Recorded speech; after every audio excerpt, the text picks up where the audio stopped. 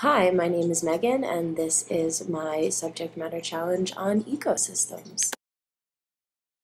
So you might be wondering, what is an ecosystem? Well, it's a biological environment consisting of all organisms living in a particular area, as well as the non-living physical components of the environment with which the organisms interact, such as air, soil, water, or sunlight.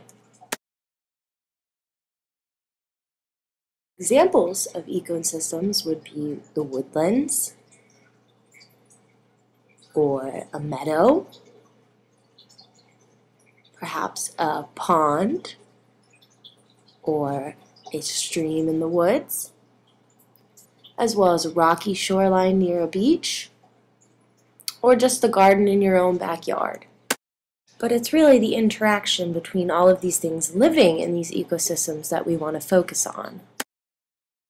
These interactions, or better yet, feeding relationships, come together to form food chains. Complex food chains turn into food webs between all living organisms in the ecosystem.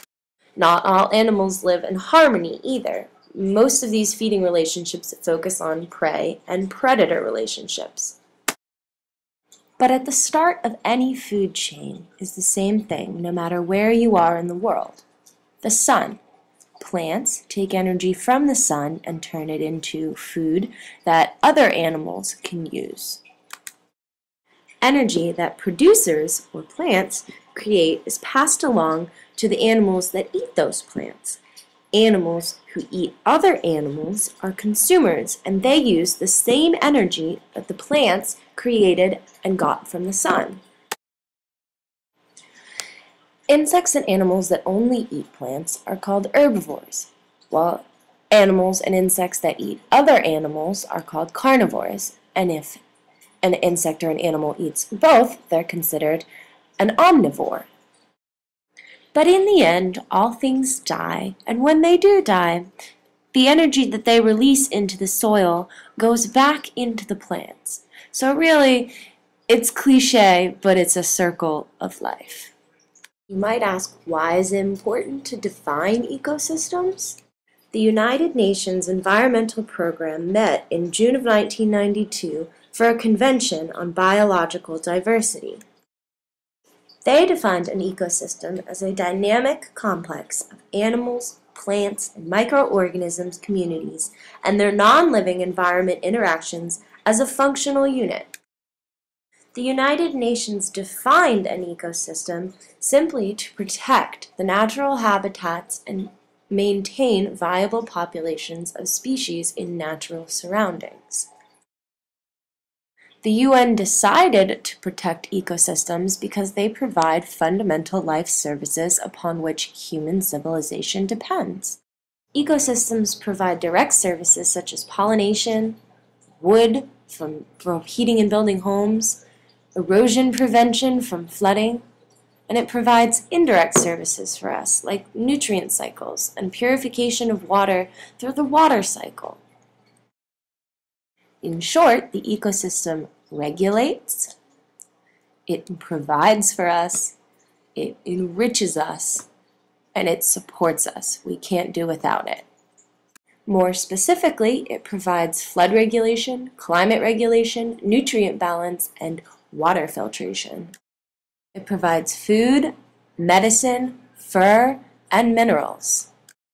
We use it for scientific purposes, spiritual purposes, ceremonial purposes, recreational, as well as aesthetic purposes. Additionally, ecosystems perform nutrient cycling, photosynthesis, and soil formation. We depend on the ecosystem for many things, so when an ecosystem collapses, the effects can be pretty catastrophic.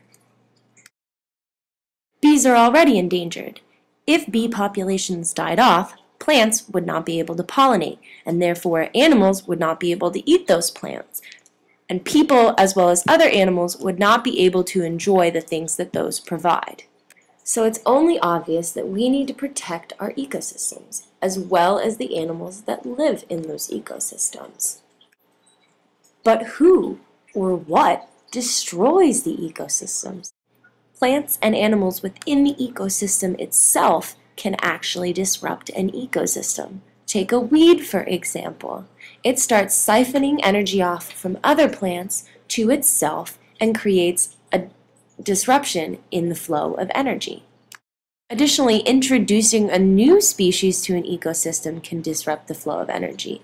Stink bugs, originally from Asian countries, came to America where they have no natural predators. Nothing will eat them. So their population grows and they use up resources that other plants and animals could be using. And those other plants and animal populations decrease because of the presence of the stink bug.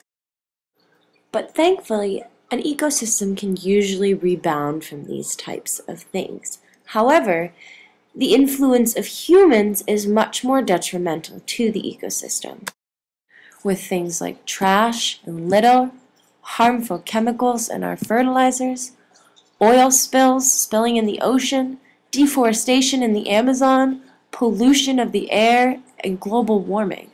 Humans may not be the only thing destroying ecosystems, but we are certainly the only ones who can protect the ecosystems. And by understanding them and defining them, we can better protect them and be more self-conscious of our influences on the environment.